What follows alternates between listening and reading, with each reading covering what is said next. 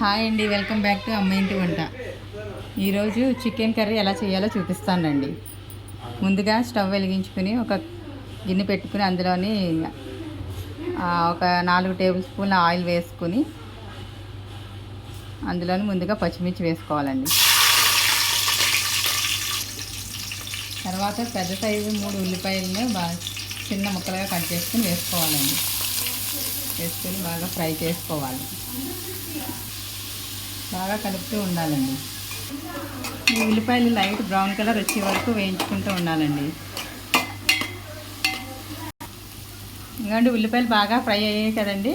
ఇప్పుడు 2 స్పూన్ల అల్లం వెల్లుల్లి పేస్ట్ వేసుకొని బాగా ఫ్రై చేసుకోవాలండి.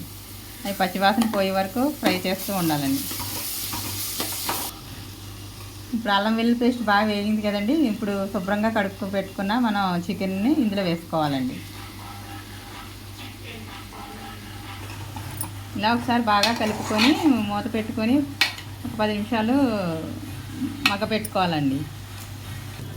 5 నిమిషాల తర్వాత మూత తీసి ఒకసారి చూస్తే నీరు అంతా పైకి వస్తుంది కదండి. ఇప్పుడు ఒకసారి బాగా కలుపుకొని ఇప్పుడు ఇందులో పసుపు, రుచికి సరిపడే సాల్ట్,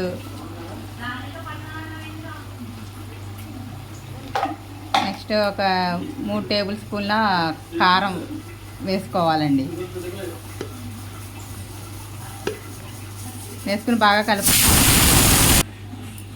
నిమిషాల తర్వాత మూత తీసి ఒకసారి బాగా కలుపుకోవాలండి.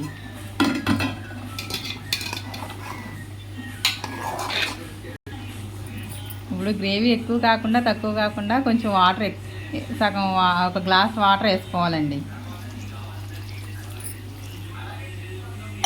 వేసుకొని బాగా ఒకసారి కలుపుకొని మూత పెట్టుకోవాలి.